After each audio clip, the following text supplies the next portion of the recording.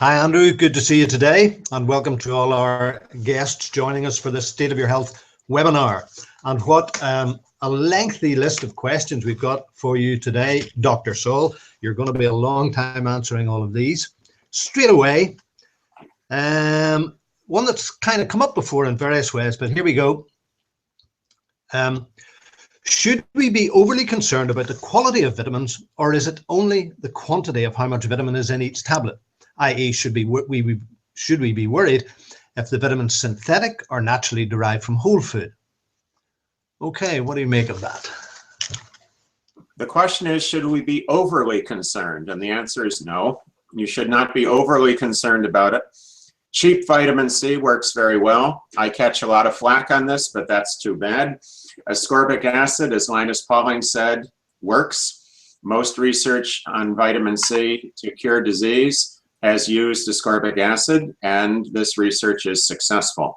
It's about dose, not the form, primarily. With vitamin C, this is true. With many vitamins, this is true. With most of the B complex, this is true. The synthetic forms are cheap and they work. That's just the way it goes. They are safe, they are cheap, and they work. However, it does matter with some nutrients. For instance, it matters with vitamin E as an eddy. With vitamin E, you have to have the natural form. The synthetic DL, alpha tocopherol, is not effective. The natural form is just the D form. It's the right-handed form. And D is for dextro. Like you're very dexterous, that means you can use your hands, presumably your right hand, unless you're a southpaw. So D alpha form of vitamin E is better. And even better is D alpha with mixed natural tocopherols, and better still is D alpha with mixed natural tocopherols and the 4 tocotrienols. Therefore, it matters in some cases. It doesn't matter in others. Beware. And I've said this, and a lot of people don't like to hear it, but here it is. When you are told you are looking at a whole food supplement, you have to ascertain whether or not every vitamin in that supplement is in its entirety obtained from food and only food. It is extremely common, I'm sorry to say, for a so-called whole food supplement to contain whole food, yes, and vitamins from whole food, yes, but only a small amount. And the lion's share of the label claim is synthetic vitamins added to a whole food base, which I consider to be fraudulent. If you want whole food, eat whole food. If you want vitamin supplements, take the cheap ones. I think the combination is most cost-effective and makes the most sense therapeutically. With vitamin E, it does matter if you have the natural form. Well, thank you for that, Andrew. This is Tim's question, and I'm going to hit you with another little bit from Tim. One of the things that I respected most about you when we first met, and subsequently, I realized you're in nobody's pocket. You don't endorse any products, you don't sell any products directly. You just want people to get the right stuff.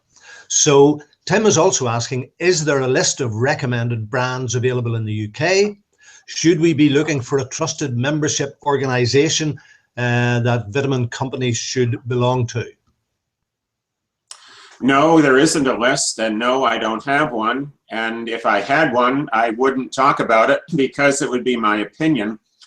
I think that it is important, as Michael said, that you have the nutrients and that you have them in quantity. I think you're an adult, you can look for yourself. Search the internet, ask your friends, talk to health food stores, and read the research. The more you read, the more you realize that partisan opinion is not the best opinion. People that give you vitamin information and then sell you a vitamin have to be considered to have a vested interest in what they're saying to you. It's true, I don't. Quite frankly, I'm only doing that because I myself require that of others. If someone talks up a nutrient and then happens to be selling it, I consider that to be a negative point. Now, they might be right about the nutrient. In fact, in most cases, they are. Most infomercials that talk about juicers, they're telling you the benefits of juicing, and they're absolutely right. Do you have to have their juicer? No. Should you juice? Yes. So if someone talks up the benefit of a vitamin, and then sells you that vitamin, obviously they have a financial connection. I do not, as Michael said. This has been the case. I intend to keep it that way. I will sell out if somebody offers me enough, but my price is too high. So until then, I'll tell the truth. Brilliant, Andrew.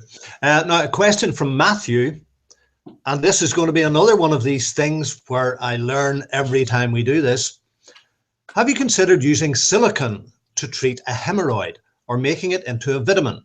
Silicon from stinging nettle tea or the horsetail plant. So what about that? It's an interesting idea, and I don't know to what extent silicon or horsetail, which contains it, would help. If it works, good. You're certainly not going to hurt yourself by consuming the horsetail plant. Horsetails are a very old plant, by the way. You see them in sandy areas, often along beaches. Now, horsetail is a very primitive plant. In fact, these things go back literally before the dinosaurs. So there are fossils of horsetail plants that are hundreds of millions of years old. So you're looking at a living green fossil. And if you want to have some of that as a supplement, I'm not going to stop you. However, I will tell you what has gotten the most positive feedback when it comes to hemorrhoids.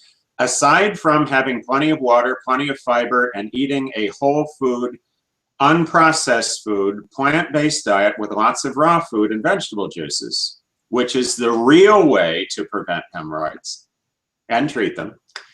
The symptomatic relief and even some therapeutic relief comes from applying topical vitamin E right to the hemorrhoid area. And this is exactly what you think. You simply put vitamin E right on the anus, and this will cause an immediate decrease in itching. It will promote healing, and it works very, very well. Now, I'm going to let you in a little secret. I know people that have had hemorrhoid surgery, and it works, but it hurts. And I don't think it addresses the cause, which is too much constipation and obviously not enough fiber or fresh, unprocessed, high-fiber foods. But it also can be avoided by using topical vitamin E in most cases. This is not a guarantee. Remember, I am not a medical doctor. Excuse me, I am not a physician.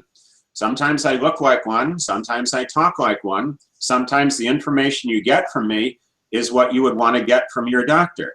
But that's information. I'm a teacher, not a physician. I sound like Dr. McCoy. Damn it, Jim. I'm a teacher, not a doctor. So what I'd like to do is to suggest to you that if you haven't tried topical vitamin E, I think it works better than shark liver oil, which is the major ingredient in products like Preparation H. So if you don't want to kill the sharks, you have a plant-based alternative. Vitamin E, topically. Okay, now what do you think of liposomal vitamin C, homemade?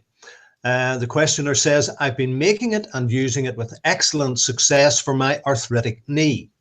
I went from almost not walking at all to being pain-free in 1 month. One source says it may not be liposomal, but an emulsion. What's your experience and or opinion? Thank you.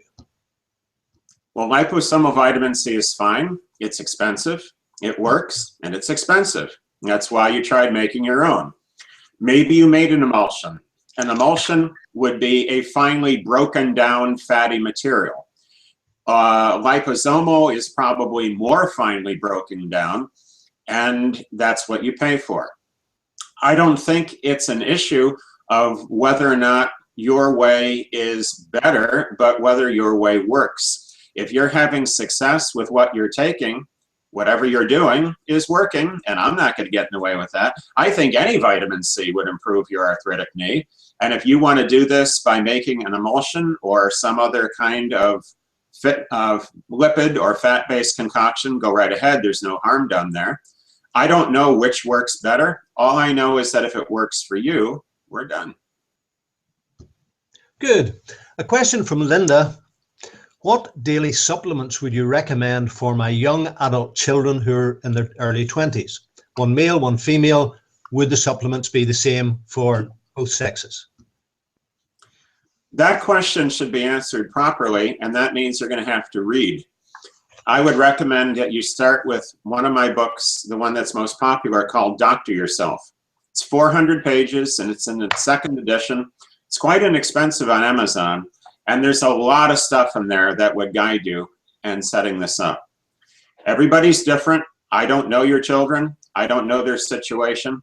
I can say in general, what I tell people is a good multivitamin with each meal, a good multivitamin with each meal. Women in their 20s need iron. Men in their 20s generally do not. Men generally need more zinc. I prefer zinc gluconate or zinc citrate. And extra vitamin C, how much? Again, I talk about this in my books and in the Mega Vitamin Formula course and at dryourself.com. You'll get a more detailed answer here by doing a search at dryourself.com. Extra vitamin E, good idea, generally around 400 units, but these are approximates. So the real answer to your question is this. I can't tell you what your adult children should do. If you have adult children, let them look and see for themselves. They're old enough to do that. And not only that, it's the right way to do it. It's the best way to do it. So encourage them to do some reading. And if they don't know where to start, dryourself.com is free. It's easy to read. It's well referenced. It's peer reviewed. It's 24 hours a day, whatever country you're in. dryourself.com has been up now for 16 years. And it is often very valuable to start people off. There's better websites than mine.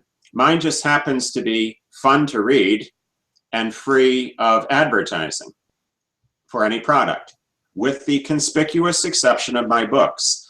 And I mention the books because the books really will help you. That's why I wrote them. Okay, well now a niacin question from Susan. Why do some people continue to flush no matter the dose? Even when the dose is increased in small increments and very slowly, the flush remains. Does that indicate that the person does not need the niacin, or that the flush is the threshold of what the person should be taking? Good question. And I asked Abram Hoffer this myself, and he said it can be either. Now, Dr. Hoffer was the world expert on niacin. He started the whole thing back in 1953. Dr. Hoffer practiced for 55 years, had thousands of patients. And once again, I'm going to send you to books by Dr. Abram Hoffer. One of them, co-authored by me, is called Niacin, the Real Story.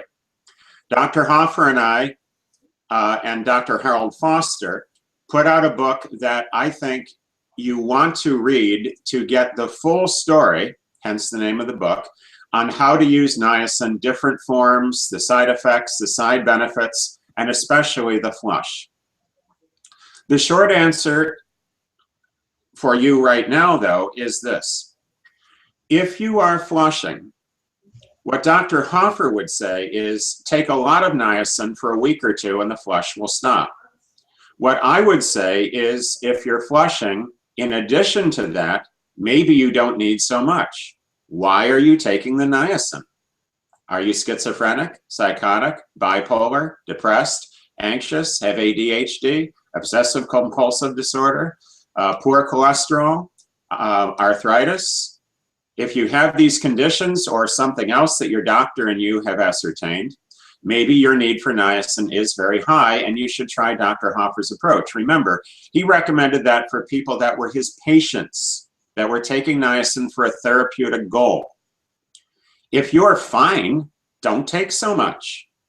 It's not a contest to see how much niacin can I hold, Myrtle. It's not like that. We don't care how much you hold. We care that you are healthy. The niacin is simply the means to the end. If you're feeling great and flushing a lot, take less. Take the minimum that gets the job done. You want to buy a car. Do you go in and say to the salesperson, yes, I'll pay sticker price, and why don't you throw in an extra 800 bucks or 450 pounds just for yourself there, fella? You don't do that. You say, sticker price? What are you, crazy? Come on, I want a deal. You want to pay as little as possible for the house you buy, as little as possible for the car you buy. Now, it's a lot for a car and it's more for a house, but you don't want to overpay. If you need a lot of niacin, you should take it. But if you don't, you take as little as does the job. So try a test. If you take more and feel better, you need more. If you take less and feel as good, then take less. If you take less and feel worse, that's your body talking to you and you got to go back up. If you continue to take it, the flush usually fades away. If the flush really ticks you off, you can take no flush niacin. Now, Katerina writes, thanks for a wonderful course. Wish we could continue longer. So many more questions, but she has allowed one. Will the help that 6 people experience from vitamins in high doses give permanent relief and the vitamins can be discontinued? Or do you need to be ready for relapses and repeat the vitamin protocols often? In other words, do the vitamins work because they're real medicines and cure permanently, or because they're like nutrition? Therefore, you need to add them all the time or you get your symptoms back again. Yes, you're right. You're right on both counts. It looks like 2 horns of a dilemma, but it isn't. It's 2 horns of a nice cow. Everything is fine because vitamins in high doses are like a medication, in a manner of speaking. Example, let's say you have the flu. Now, when I have influenza, I can take 100 to 150,000 milligrams of vitamin C a day. I've taken 25 to 30,000 milligrams of vitamin C per dose when I have influenza, without getting the bowel tolerance until the middle of the next day. Now that means it's working as a medicine, to me anyway. But if I'm healthy and happy and well, I can't take anything close to that. So vitamins work as a nutrient, and in high quantities, they have additional benefit therapeutically. Drugs never work as a nutrient, but vitamins can work, in a manner of speaking, like a drug. Once again, a drug can never be a vitamin, but a vitamin can be a drug. This means, of course, that the more you take, and if you're using it therapeutically, you really should be working with your doctor. Problem is, a lot of doctors don't know much about vitamin therapy, and what they do know is that it doesn't work. Well, that's not very helpful. That's like saying, I'm going to go down to Georgia, USA, but I'm still mad at them for being part of the Civil War. You got to let it rest at some point. Are you going to exclude the southern states of the United States simply because they once had slavery? America's northern states once had slavery.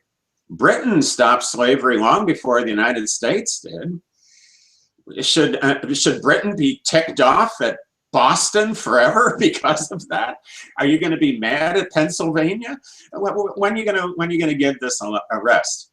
So I guess where I'm going with this metaphorically is to say that if you are going to use vitamins therapeutically, it's really good to have a doctor that understands what you're doing. And most of them just are not educated here.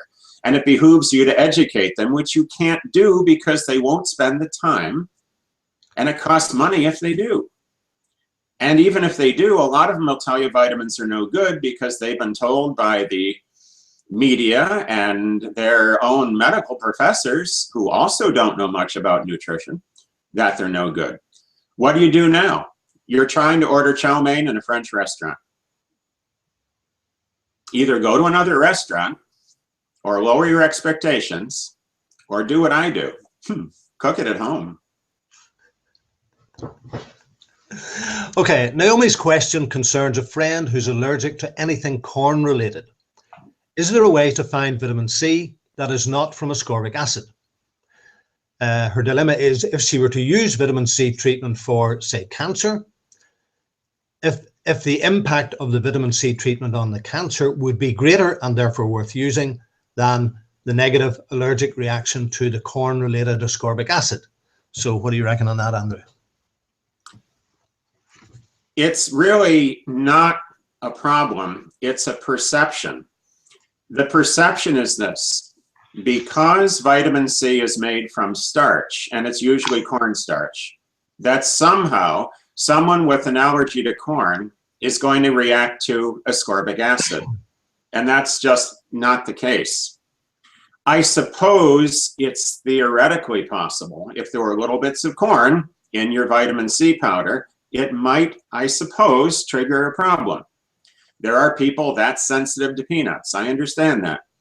But it is infinitely more likely that pure ascorbic acid, C6H8O6, bears no resemblance to ground up corn, cooked corn, corn on the cob, or any other form of corn that a person would consume as a food. By the time you take corn starch, which is already free of a lot of the corn things, and then convert it into ascorbic acid, it is not corn anymore. The allergy issues don't come down to the submolecular level.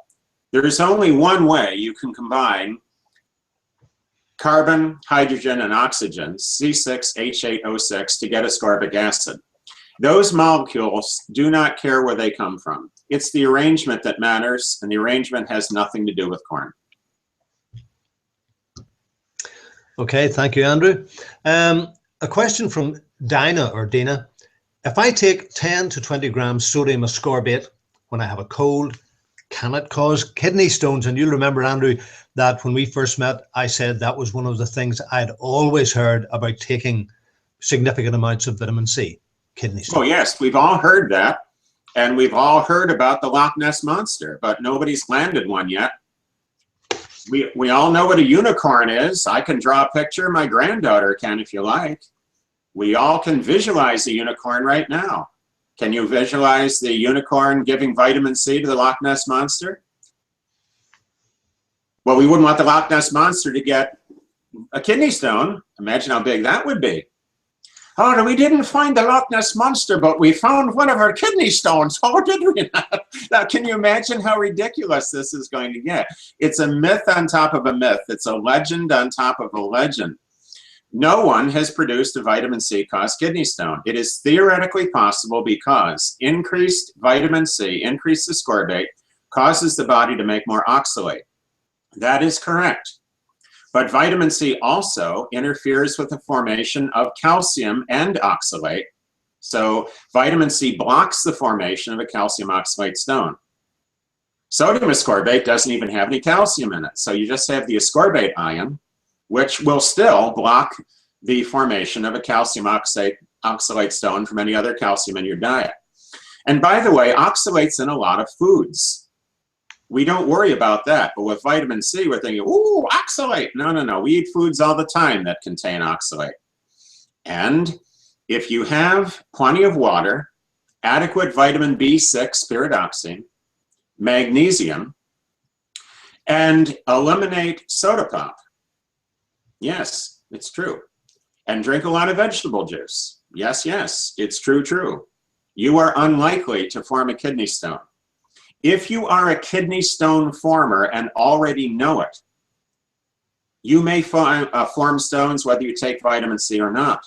There's no guarantee that you won't. There's no guarantee that a person won't cause some trouble doing something. It could be causal, it could be coincidental. But we have enough research and clinical experience to know that vitamin C reduces the risk of kidney stones. It does not increase it.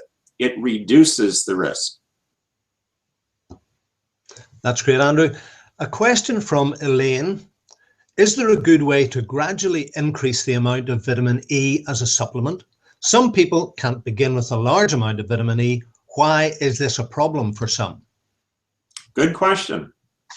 It's a problem for some people to start with large amounts of anything.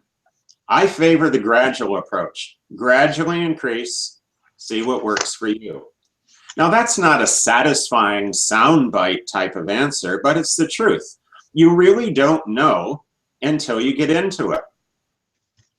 I had a part of my house where it looked like there had been some water damage to a little bit of wood. And I thought, oh, well, I guess I need to just put some paint there. But when I got down to it, I saw that a strip of molding was actually kind of rotted underneath the paint. And I thought, well, better replace that strip of molding. It was like a 1x2. So I pry that up, and underneath it, by golly, I find out that there's rotting to a support 2x4.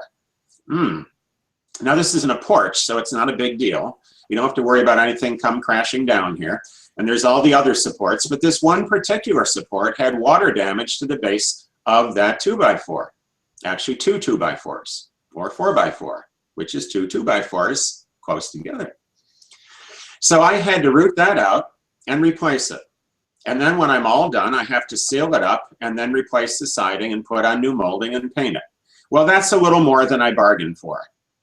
But that's the way it goes. You don't know until you get into it. With vitamin E, the best way to find out how much works for you is to start taking it and work up. I agree with that. It's a good plan for everybody. It's an essential plan if you have high blood pressure. It's an essential plan if you have a rheumatic heart, if you've ever had rheumatic heart fever, or you have an irregular heartbeat or some kind of heart rhythm issue or contraction issue. If you're seeing a cardiologist, you need vitamin E. And if you're seeing a cardiologist, you need to gradually start with a small amount. Doctors Wilfred and Evan Schutz, who were cardiologists and treated over 30,000 people with vitamin E, emphasize this. Read their books. I have a list of them at dryourself.com along with the Schutz protocol right from London, Ontario, from the Schutz Institute. That's Wilfred, W-I-L-F-R-I-D, Schutz, S-H-U-T-E, and his brother Evan, E-V-A-N, Schutz. Both medical doctors, highly experienced. For someone that was going to work up with vitamin E, they'd start at maybe 50, 100 units a day, and they would gradually increase. For someone with high blood pressure, they want to start maybe at 50 units and gradually increase. Maybe increase 100 a week.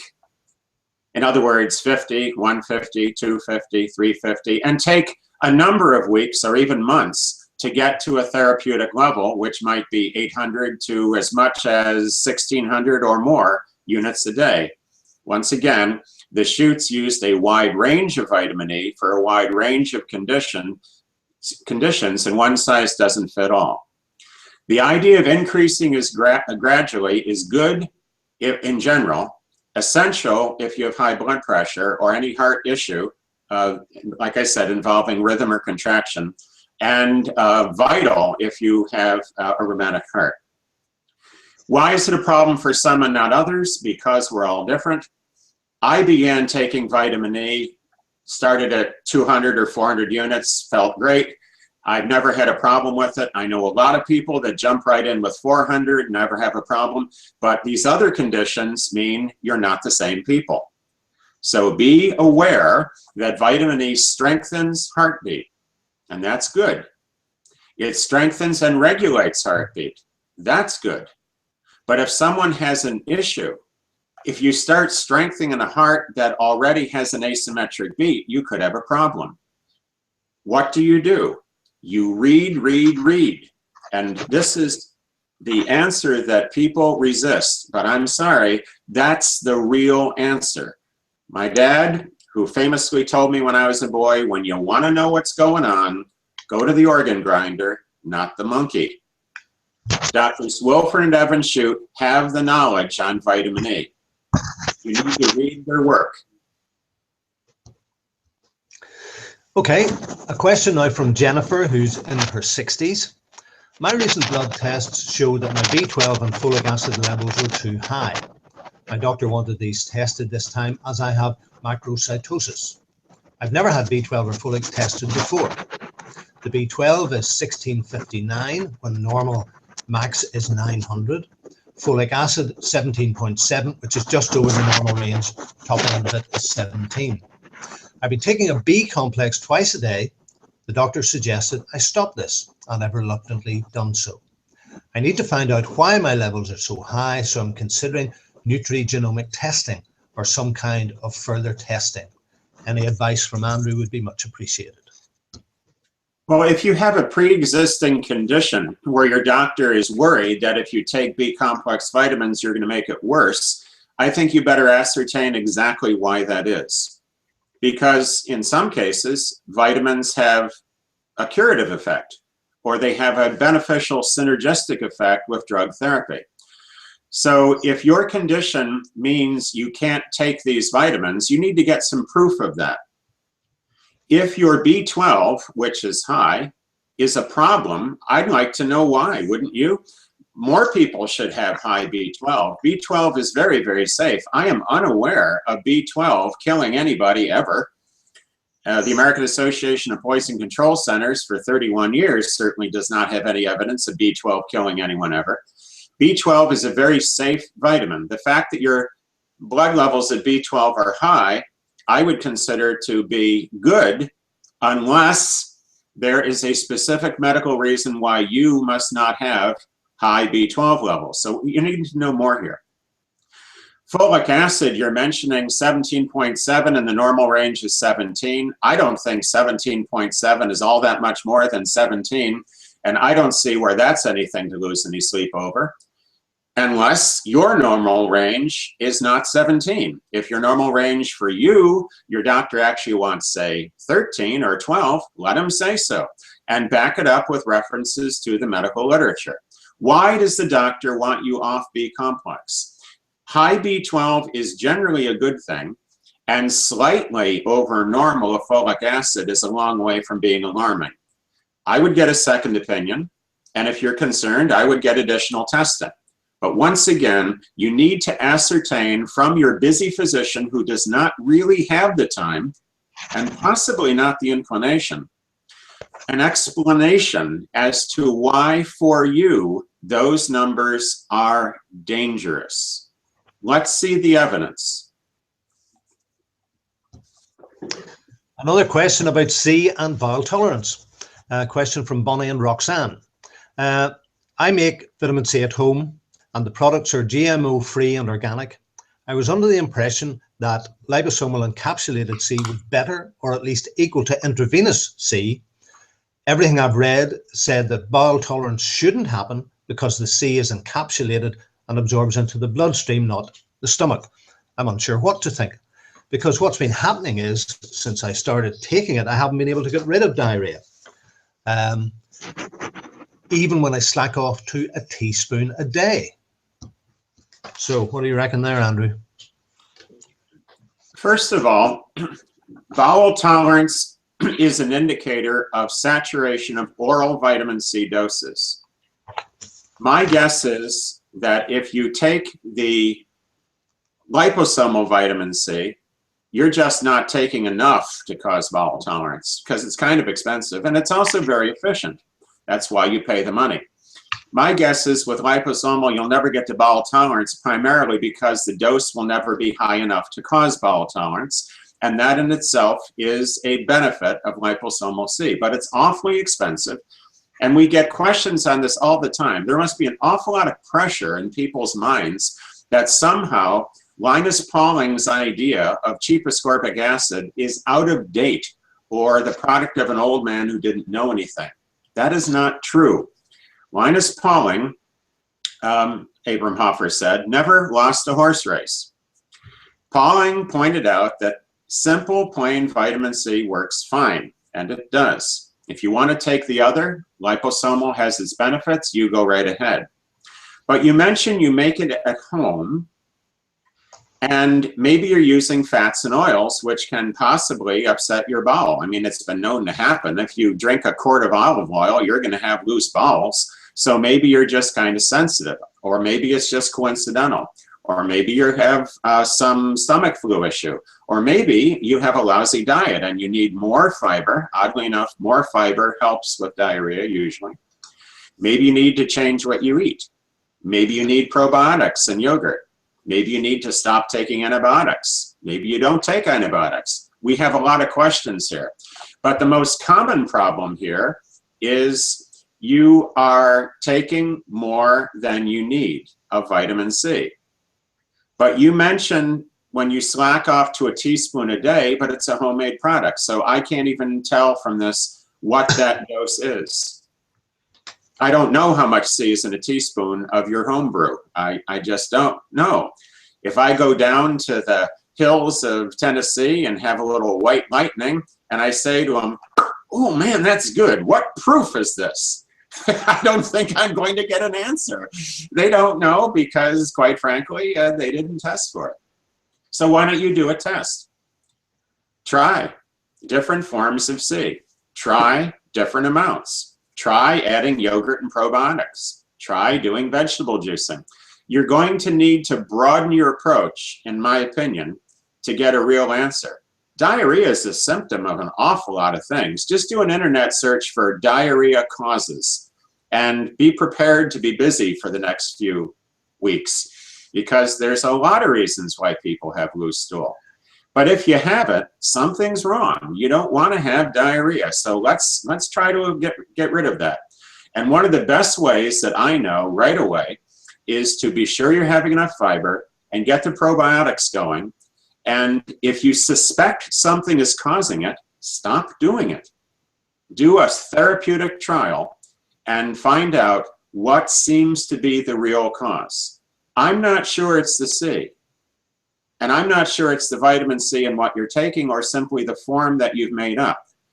I just can't answer the question any more than to say trial and error, if you do it carefully and safely, probably will give you more information than I can.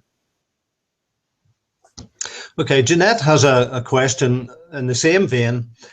I'll give you a little bit of background in a moment, but the basic question is, what is the secret, if there is one, to taking large doses of C without suffering flatulence? Now, Jeanette says, it can be very embarrassing when taking group fitness classes each morning and having to be worried about flatulence. I've looked everywhere on the internet and can't find anything about the topic. My husband has a partially torn meniscus, so he took 24 tablets spaced out in the day, and he had diarrhea. So he cut back to 16 tablets, no diarrhea, but flatulence. I took 16 spaced throughout the day and had terrible gas. Is the answer to start slowly and build up? Advice from the health food store was that it might be the magnesium stearate in the vitamin C, but that seems to be everywhere. So is there a secret, Andrew, to taking lots of C and not getting flatulence? Because I would like to know too. Well, we all want to know. And I love answering this question. I really do. There's nothing I'd rather do than sit here and talk to you about gas. It's just so much fun. So I'm not going to do that. Like Ed Sullivan, I'm going to say, before we bring on the Beatles, I want to answer this magnesium stearate concern, because you need to understand something. All tablets have fillers, binders, and excipients, or you'd have a pile of powder in the bottom of the jar and you'd go back to the store and say, what's this? So you have to have tableting ingredients to have a tablet. That's the first thing.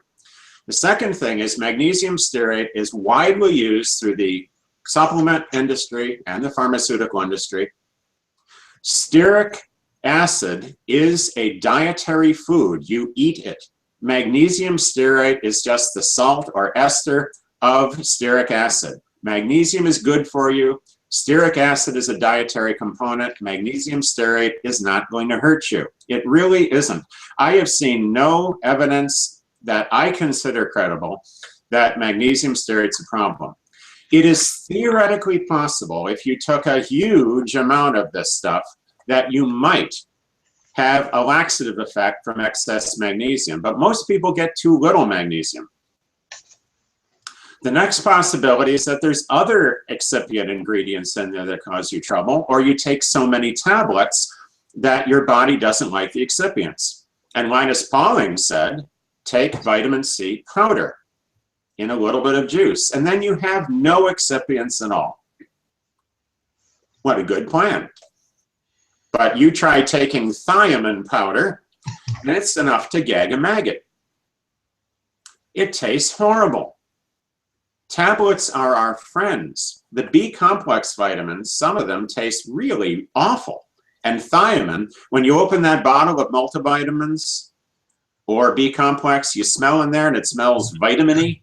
That's thiamine. You want to eat that stuff straight? Well, I did once.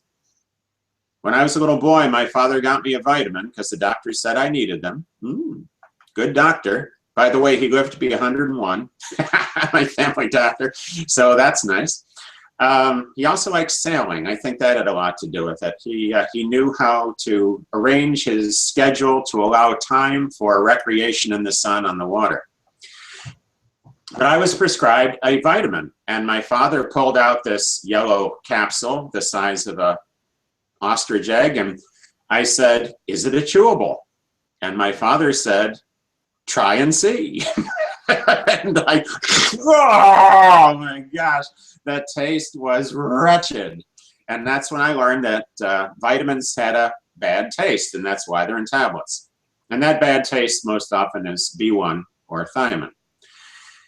I think worries about magnesium stearate are overblown. I think it is a minor point, but if you want to avoid it, go to powders. Now, back to flatulence. Yes, finally, we get to talk about farting. So the first thing you need to understand is if you have a lot of bowel gas, you are at saturation. Now, if you're sick, my view is you have to grin and bear it. If I have influenza, mentioned earlier, when I have influenza, I want to get to that point, because then I know I'm going to get better quicker. And I do, because that's bowel tolerance, and vitamin C is an antiviral, antibiotic, antihistamine, antitoxin, antidepressant, and all of these things, antipyretic, lowers fever, all these things happen at bowel tolerance. But if you are in good health, don't go around taking so much vitamin C that you're a public nuisance. Back off. Take enough C to be symptom-free, whatever the amount might be. Take enough to be healthy, not so much as to have a gas attack. If you're sick, you want to have a gas attack. What you don't want is diarrhea. So you correctly described it, how if your husband took less, you went from diarrhea, which we don't want, to flatulence, which we do want if it's therapeutic level that you want. But if you're going out to a class and you're going to be wearing a leotard with 40 other people in a gymnasium, and you were stinking up the entire room, maybe you should take your vitamin C when you get home and just stink up your own house. Oh dear. I'm telling you this because I know. I once, in frustration about this, wrote a poem, with apologies to the great writer Paul Simon, called The Sounds of Saturation. And just so you know how it starts, it begins, "Hello, toilet, my old friend. I thought this flu would never end." Get the idea? Well, I remember I did talk to your daughter Helen about this, and she said, just try and keep the kids close to you, and you can always blame it on them. Another thing that works very well is to get a big old basset hound. Blame the dog. Okay. The next questioner says, first of all, expresses appreciation for all of your work and for having the State of Your Health Summit. The question is, can vitamin C be absorbed sublingually and or through the skin? Vitamin C capsules irritate my GI tract in the mornings, but most of the time I'm okay to take the tablets after lunch and the rest of the day without burning GI irritation. Do you have any suggestions? Can it improve over time? Will I become more tolerant? What can I do? If you are finding that it's first thing in the morning that you have discomfort with C, join the club. I noticed that too. That first dose, I find sometimes it bugs me. So you buffer it. You can buffer it by taking lots of water or any liquid. That dilutes it. You can buffer by taking it with food. You can buffer by taking calcium ascorbate or any form of buffered vitamin C. You can buffer by dividing the dose. Don't take a huge dose right away. And you can also go to powder, but powder is still acidic if it's ascorbic acid. So you can add some calcium or magnesium powder to that, or again, just take it with lots of water, what I do, or some food, which is, I think, the absolutely easiest way. Have it with breakfast, not before breakfast. What's the rest of that question? Forgive me a moment. I was busy looking at the next one. Yeah, can it be absorbed the GI tract in the morning? I'm okay to take capsules sublingually or through the skin. Yeah, I don't know of any sublingual vitamin C supplements. My assumption is you swallow it, and that's how you absorb it. That's just how it's done. Some of it probably could be absorbed sublingually, but if you put ascorbic acid under your tongue, you're going to hurt your teeth because it is slightly acid. So why hold it in your mouth when you can swallow it and absorb it and be done with it? Through the skin, I don't think so. Vitamin C is about the same size as a sugar molecule, and I'm unaware that you can rub glucose on a little kid and make them hyperactive. It's possible, I suppose. So it's really a moot point. There's no need to worry. Vitamin C absorption is very good. It's a small molecule, people. C6H8O6, that's 4 hydrogens smaller than the smallest sugar. And glucose is absorbed everywhere in the body very, very, very, very quickly. And vitamin C is smaller still. well, I'm sure, Andrew, any of us could imagine the problems for a 15-year-old with facial blemishes, obvious pimples. This mother asks, is there a way to get rid of them? Her 15-year-old has irritated red pimples on both cheeks and forehead. The answer you don't want to hear is coming up, so cover your ears. You need to change your life. You're going to have to take a really close look at your diet and get rid of junk food. Go to a plant-based, unprocessed, whole food diet. Have lots of fresh fruits and vegetables. And do vegetable juicing. That's the real way, in my opinion, to enable the body to get what's behind the causation of pimples, to be able to clean out and improve your complexion. One thing I've seen with people over the years, and we're talking 41 years now, is that when they vegetable juice, their skin is great. They just look so good.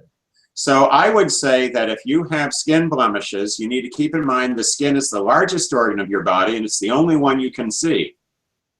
And the skin is an indicator of your overall health. And I think teenagers sometimes need to be brought around to a better diet than they are inclined to have on their own. Okay, Marty writes, how do I know if I'm digesting my food and supplements? I always have had a constipation problem. If you've always had a constipation problem, it's time to get rid of this problem. Something's wrong if you have a problem that endures. If you have a leak in your roof, year after year, year after year, maybe it's time to fix the roof. Maybe you need a new roof. If you have something like constipation, the good news is there's a lot of things you can do that are really pretty simple, inexpensive, and safe. One of these is to drink more liquid. The older we get, the less we have a thirst craving.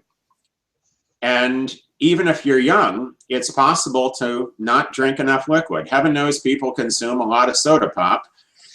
But what we really want you to do is to drink good, clean water and have lots of vegetable juices. Vegetable juices have the benefit of soluble fiber, which helps constipation. And vegetables and fruits without juicing them have the advantage of roughage or insoluble fiber. The simplest way to get rid of constipation is to become a vegetarian. I don't mean a pudding vegetarian. I don't mean a desertitarian, as Calvin said in the Calvin and Hobbes comic strip, copied immediately by my 10-year-old son, who assured me that he was a desertitarian. No, you can't live like that. Well, you can, but you'll just be living and putting your doctor's kids through university. I think what you need to do here is to go plant-based, unprocessed food, which has more fiber, and usually that takes care of constipation pretty nicely. A couple other things you can do: more vitamin C works as a laxative. Too much magnesium works as a laxative. And you can consume bran. Make sure you have water, plenty of fluid, but different types of bran. That can also help. Sauerkraut juice, fantastic laxative. You really want a good laxative? Eat a can of sauerkraut. And even the American Medical Association, even United States of America's public broadcasting system, PBS, cannot find anyone who has hurt themselves with sauerkraut. I'm sure they're looking. You don't like sauerkraut? Then you can eat cabbage. You can drink cabbage juice. All of these things are good laxatives. Molasses is a pretty good laxative.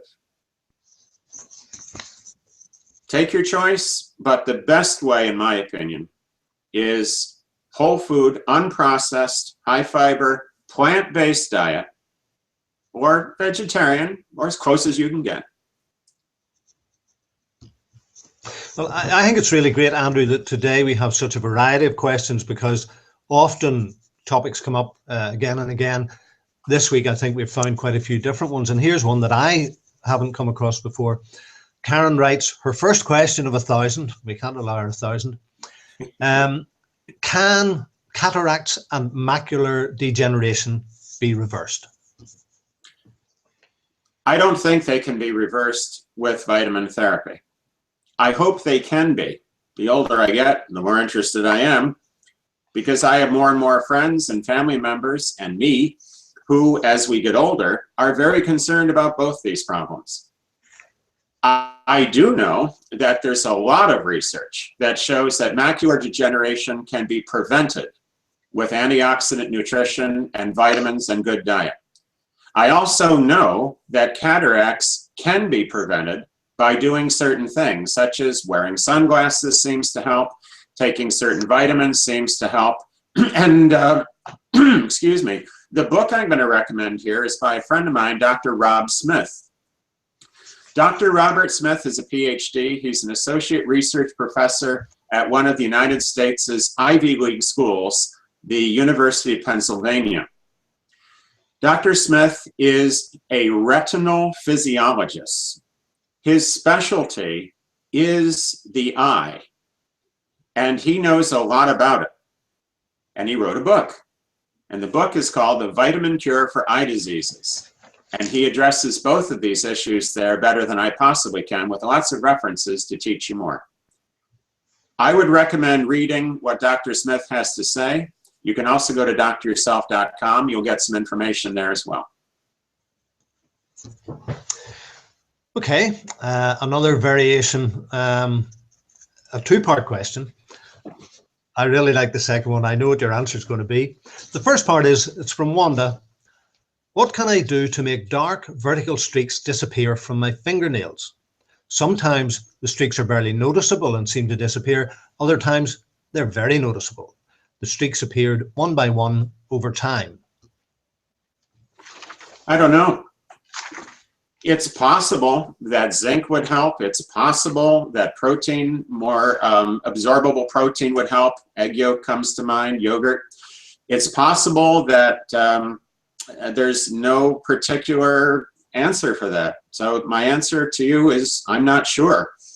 I can tell you that my fingernails used to have white spots and ridges and dark things. And as I improved my diet over the years, my nails just got better and better. In fact, my wife was saying just the other day how I have very young looking hands. Oh, I soak them in dishwashing detergent like they used to show us back in the 60s. I don't know if you've ever seen these hokey commercials, but the woman goes to the beauty parlor and she's got her fingers in a little dish, and Madge, who's the beautician there, says, oh, you're soaking in blah, blah, blah, dish detergent. It's so gentle on your hands. Well, I don't use dish detergent that much, but I can tell you that diet I do use a lot. And I have noticed over the years that my nails have gotten better and better. So let that be a motivation to you. I'm not sure why my nails are better. I don't particularly care. I'm just glad they are. So I would invite you to revamp your diet, go plant-based, start juicing, and even if that doesn't help your nails, and I think it might, it'll sure help the rest of you. There is that lovely song, Betty Davis Eyes. Maybe we should have one that's Andrew Saul Hands. And for anybody who thinks you don't do enough housework or gardening, and that's why your hands are so soft, I can testify to everyone, I have seen Andrew cook, I have seen Andrew clean, and I have seen Andrew dig his vegetables. So he does do those kind of things. All this, and he's cute as well. So the next part of Wanda's question, I love this. I do have a sweet tooth that I continue to battle. Deep down inside, I feel I need to eat more raw vegetables. You do. But in the interim, I would greatly appreciate if you could recommend a quality vitamin or mineral I could take in the interim. Oh, what a sneaky question. Ah, ha, ha, ha, ha. You're not going to get away with this. Okay, let's back the truck up here. I have a sweet tooth that I continue to battle. Deep down inside, I think I need to eat more raw vegetables. Yes. You also need to eat less sugar, you know? You just do. So let's talk about that right now. Look, you have a choice. Every day it's your decision. It's a free will decision whether you will or you won't. Don't have junk food in the house. That's the first thing to do. If you want something sweet, go out and get it. Don't have it at home. That will help you. Instead, at home, have alternatives that are sweet, but still nutrient dense, satisfying, lower calorie, dentist friendly, and better for you. Example, dried fruit. Dried fruit is very sweet. It is very sweet. It has a lot of sugar in it. I don't care because it also has fiber and nutrients and it keeps you from eating the candy bars. I would rather you have dried fruit all day than pop M&Ms and Hershey bars all day. Those are trademark names, by the way, so put little R's and circles around them. You want to have a substitute. That part I'm getting out of your question. Go and get them. Dried fruit is perfect. Start there. Second thing you can do, and I used to do this with my kids, this really is a dirty little trick to know. All right, here it is. Ready? Okay. A tablespoon of raw honey. You won't want anything sweet after that. You just won't. And if you do, you need to go hippity hop to the doctor right away because there's something wrong. Honey is very satisfying. And if you eat too much honey, you're going to feel weird. Not because it's bad for you, but because you just can't take it. And I mean raw honey. I mean the honey you can't see through. Real, raw, unfiltered, high quality, right from the honeycomb honey. In fact, I recommend you actually buy the honeycomb and eat it. Now, you knew I was a health nut, so we might as well give you the whole Megillah. Comb honey contains beeswax, which is good for you. At least it's not bad for you. And it contains bee propolis and royal jelly, which are really good for you, build the immune system. And it contains pure honey. Untreated, unheated, unfiltered, unmessed with. So comb honey is the best. So have a honeycomb. Open it up, put it on a plate, put a knife there, and anytime you want candy, have a hunk of honeycomb. That will kill your sweet taste, in my opinion. You don't want to do that? Then have a handful of raisins. I bet you can't even eat a handful of raisins. Have a handful of dates. I bet you can't eat a handful of dates either because they're satisfying. Natural sugar sources, such as fruit, have a self-limiting effect on the appetite. Now, I'm going to tell you this flat out. I can eat a box, a 1-pound box of assorted chocolates in 2 days, easy. I can eat a half gallon of ice cream in 2 days, easy. I know what you're dealing with. So what you have to do is substitute something else. The sweet craving is normal. In nature, We knew that foods were good to eat because they were sweet. It was a sign of ripeness. If you've ever eaten an unripe orange or an unripe banana, you know that they don't taste very good. When they're ripe, they're sweet. This is a way that we know. So we have a sweet instinct. There's nothing to be ashamed about. You don't have to hang your head because you have a sugar fetish. We all do. It's built in. Dr. Abram Hoffer called sugar the original addiction. We're born with it. So just substitute good sweets. Honey, maple syrup, molasses, dried fruit. These work really well as sugar substitutes. Now, your other question, a quality vitamin mineral. No, I'm not going to make a brand recommendation. I'm going to suggest that you go shopping for a quality vitamin mineral. Do a search, ask your friends, go to health food stores, read up on it, and write to the company, do some comparison shopping. If you want to ask me where you can buy a quality area rug, I'm not going to tell you that either. Look into it. If you want to know what kind of power drill you should buy, should I get this brand or that brand? No, I'm not going to tell you that either, because that you can find out, that's a commercial shopper question. There's lots of good vitamin mineral brands on the market. There's a whole lot. There's hundreds of them. Well, if you don't mind me adding a little thought, Andrew, because this is something I've come across recently. For, I would say, the last year probably, I've put a handful of sultanas into my porridge in the mornings. And it was only a few weeks ago I looked at the sugar content, and it was incredibly high. But just a few shelves away, I found raisins with almost half the sugar content. So I now take raisins. I don't really notice the difference from the sultanas. So that's my take on it. Right, and by the way, a lot of people don't know what sultanas are. These are the white raisins for the Yankees like me. Yep, that's it. And they're made from grapes, and grapes are very sweet. So you take the water out of a grape and the sugar remains, you got something that's really sweet. You can find that some fruits have less sugar than others. So you do either label reading, or you go on the internet and you simply look at food tables and you see what so many 100 grams, how much sugar is in 100 grams of raisins, how much sugar is in 100 grams of dates, and you pick the ones that are relatively low sugar. But you also have to pick the ones you will actually eat. And Michael, I still think that you're better off sweetening your porridge with raisins than you are using sugar. Well, I have to say, I do add half a tablespoon of honey as well. Okay, so you're still on in my good books. Okay, this question from Paula, and I know we've covered this before in varying degrees or to varying degrees. I've also heard that lower cost vitamins are often filled with fillers and not very effective. But Dr. Saul talks about taking vitamin C, and it's okay to take cheap brands. I know we've covered it before, but for Paula's sake, maybe just encapsulate it again. Nah. The Irish witch is flying this morning. I will encapsulate it again. I'll make it as easy to take as I can. Here's the supplemental answer. Now, I am not saying that the cheapest vitamin is the best. I am saying that you don't have to buy the most expensive vitamin to get a good one. There's a difference. I drive a Honda.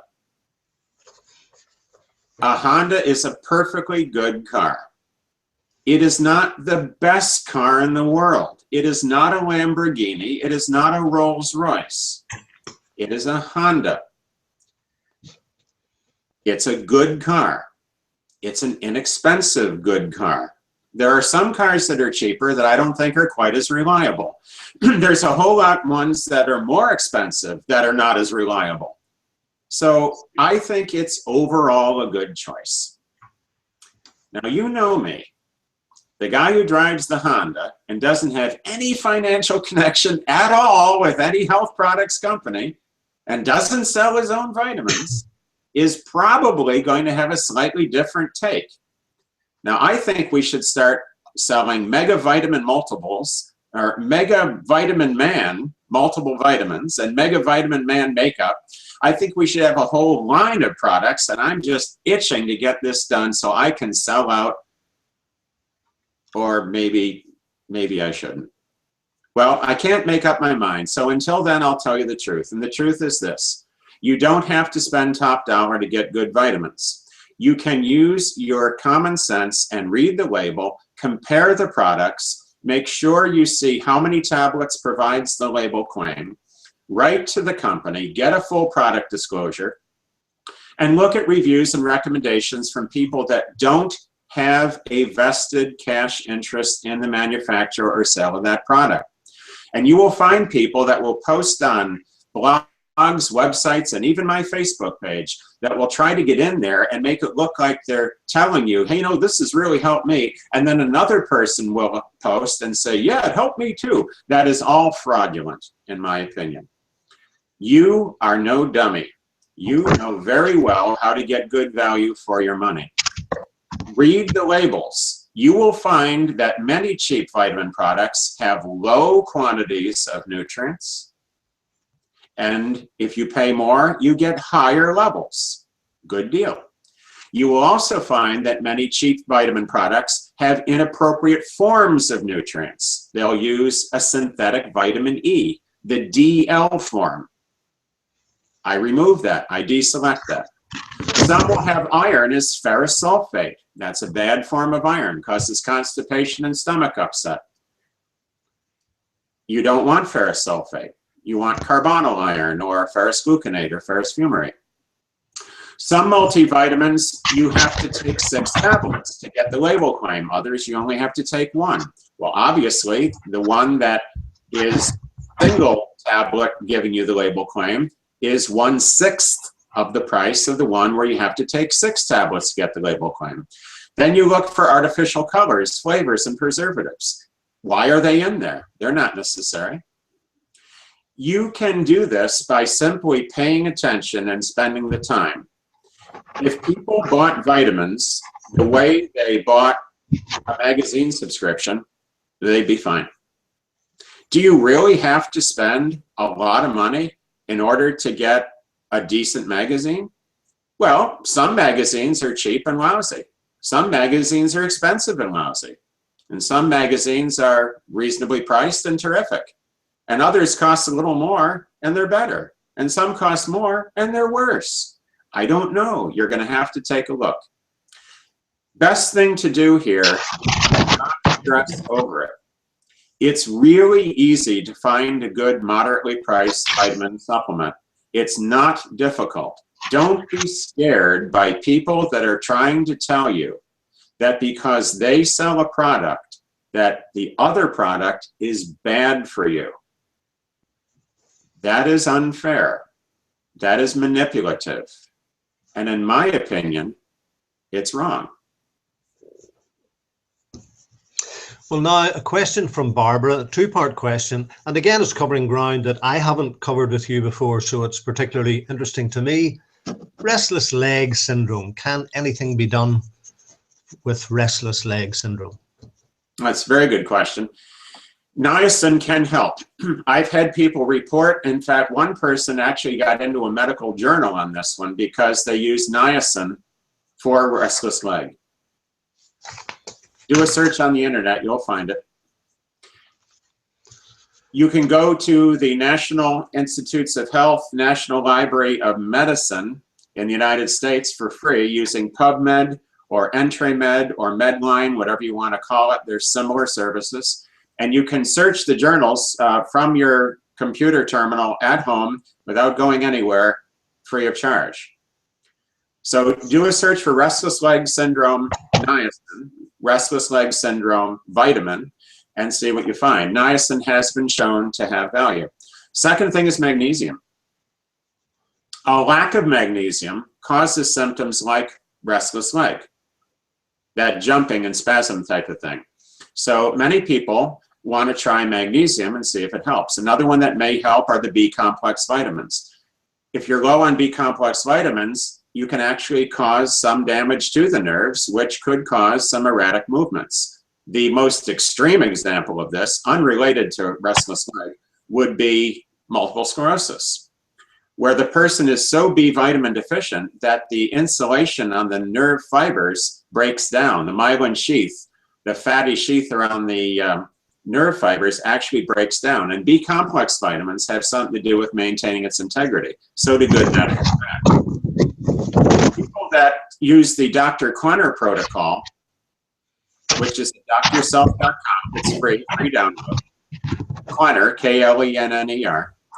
The Klenner multiple sclerosis protocol has a lot to say about neurological illnesses and megavitamin therapy for it. You should read that, even though it's not really about restless leg. I understand that you want a direct question answered with a direct answer, but I have to give you the wider view because this is a holistic approach. We're looking at the whole body, not just the symptom. You want to deal with the symptom? Go to a medical doctor, get a drug, get some kind of muscle relaxant or antidepressant or whatever sedative. If you want to go that way and deal with the symptom, you can. But I think what you really want to do, or you wouldn't be in on this webinar, is you want to go beyond a medical paint over the rust, plug the leaking boat solution. And to do that, you need to look into it. So look into niacin, look into magnesium, and while you're waiting, I think you should switch over to a good whole foods plant-based diet and drink vegetable juices. Well, now, the second part of Barbara's question, if someone had half of their thyroid removed and has to take Synthroid, can they ever get off that medication? Probably not. If you've had surgical removal of an essential gland, you have to put back what that gland generates. The best form of thyroid treatment, in my view, the thyroid replacement would be more accurate, would be to use natural desiccated thyroid instead of Synthroid. Now, there's a lot of controversy on this, and I'm not an endocrinologist, but I would suggest you look into that. I favor the natural desiccated thyroid, which I think would do the same job, only better. Excuse me, talking too much.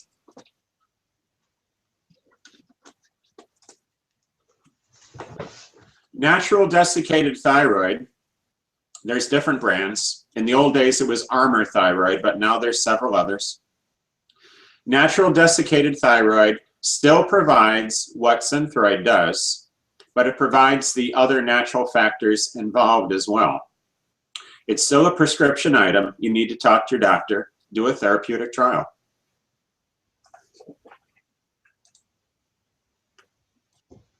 Okay, you still there? I thought I'd lost you for a moment. Okay. I could see you were suffering a little bit there. I was. When I talk a lot, an occupational hazard, my throat gets dry. Well, I have to say you've done tremendously well because we're way over 20 questions today so far. So we're into the home straight, a final couple of questions. One of the delights for me in making that vitamin movie was the trip up to New Hampshire to meet Dr. Alan Gaby, who I think you'd recommended, and that incredible encyclopedic book that he had published based on his own 600 patients, I think he said, and 30,000 research papers. Now, Jackie's question is, Alan Gaby recommends niacinamide, 500 milligrams, 3 to 4 times daily in that great big book of his, which I refer to as the Nutritional Bible, and you scolded me for not giving it its proper title, which I actually can't remember now. Well, I'll tell you what things. It's simply called nutritional medicine. But the important thing is the author, Alan Gaby, Dr. Gaby, medical doctor, brilliant man. He is in that vitamin movie, and his advice is always worth listening to. And what you've said already sounds right, but let's finish the question. Okay, Jackie wants to know, Is it best to take 3 500s, as he appears to recommend, because elsewhere he does refer to a research paper and suggests that, in tests, niacinamide was most effective in 6 by 250s. So in your book, does it make much difference dividing the dose in 3 or in 6? It depends what you're using it for. If you're using it for joint dysfunction or arthritis, Dr. William Kaufman, back in the 1940s, confirmed in his own extensive practice that 250 milligrams 6 or 8 times a day, or even more, is better than the same amount of niacinamide taken in 500 milligram doses. But even 500 milligram doses gets you to divide the dose 3 or 4 times a day. So Dr. Gaby's advice is correct. But if you take 250 more often, if you will comply with that, if you will do that extra work, it's better still. The best way to take vitamin C, the very best way, would be 100 milligrams every 4 minutes. You know, if you really want to do it right, the best way to take the B complex, for that matter, is the same. You take a tiny little bit every 4 minutes. But we've got to live. We don't want to become locked into this and make it into its own form of illness. Do the best you can. General rule: water-soluble vitamins are B complex and C. The more you divide the dose, the better. The better the absorption, the better the retention, the better the economy, the better the results. With niacinamide, yes, dividing the dose really matters, but it also matters with C, and it also matters with the other B vitamins. Okay, another little part of Jackie's question is, I'm taking B3 nicotinamide for osteoarthritis. There we go. It is non-flush. So how can I know when saturation's been reached? You won't know when saturation's been reached if you're taking niacinamide. And hey, I actually guessed it right. The fact is, you are taking it for arthritis, which is Dr. Kaufman's protocol. And Dr. Gaby would like this. I have Dr. Kaufman's book published at my website for free because his widow, the wonderful Charlotte Kaufman, gave me permission. So although the Kaufman family still owns the copyright, I have the permission to post it, and I did. So you can read the entire book by Dr. Kaufman, written in 1949. It's a very rare book, and he'll tell you all about it. He'll tell you about all his patients and how he treated them and what he used and exactly what he did. He was a wonderful man. I also have articles about him that I wrote for the Journal of Orthomolecular Medicine, and you will find all kinds of cool stuff at dryourself.com, which is free again, and searchable. Do a search at the website for Kaufman arthritis or Kaufman niacinamide. Great stuff. And the very final part of Jackie's question and our final question for today: what's the difference between niacin, niacinamide, nicotinamide? The difference is this: they're all vitamin B3. They all prevent and cure pellagra, vitamin B3 deficiency. They all work for mental, emotional illness. They all work for ADHD, obsessive compulsive, anxiety, depression, schizophrenia, panic attacks, obsessive compulsive disorder, and obsessive compulsive disorder. I had to do it. However, the big difference is that niacin will lower LDL cholesterol and raise HDL cholesterol and lower triglycerides. Niacinamide will not do that. That's the biggest therapeutic difference. The biggest difference for you is that niacinamide does not cause a flush. That's why it's used in B complex supplements and multivitamins. The manufacturers don't want to have you call up and say, "Why am I flushing?" They don't want that call, so they don't use niacin. Your medical doctor, to avoid having you have a flush, will give you a patented form of niacin That's time release, which reduces the flush, but that has more side effects. It figures as soon as the pharmaceutical industry makes it into a patented product, you know it's going to be worse. So niacin is cheap. Sustained release prescription niacin is expensive. Golly, didn't see that coming, did you?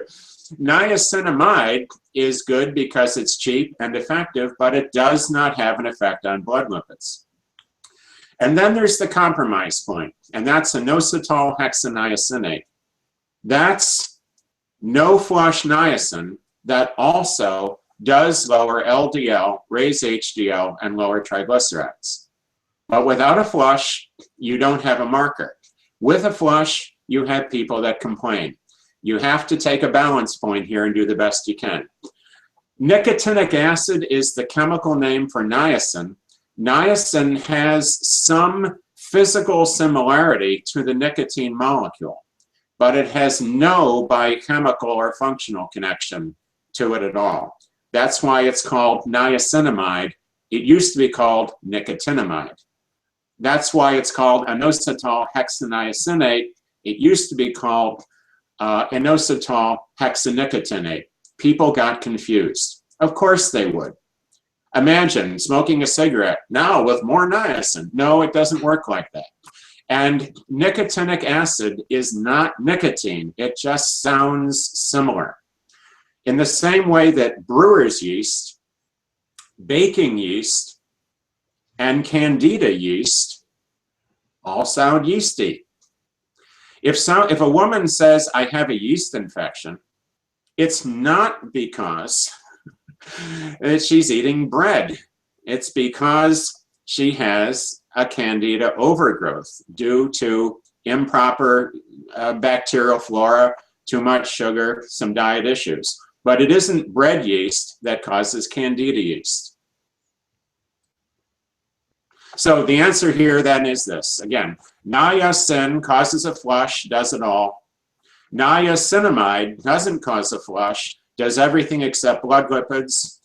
Inositol hexaniacinate does it all, costs more, doesn't work quite as well. Okay, well, that's it, wrapped up for today, Andrew. I just have one request, and that is, I know this is the last of these sessions I'll be doing for a while, but if we're doing one again next month, it being St. Patrick's month, I hope you're going to wear that lovely emerald green polo neck again. Thank you then. The wearing of the green is something that I'm always happy to do. I've only spent a short time in Ireland, but I hope to be back very soon. I hope so. Well, thank you again, Andrew, and thank you to everyone who's joined us for this webinar. I look forward to seeing you, Andrew, and seeing everyone else somewhere further down the road. Thanks very much indeed.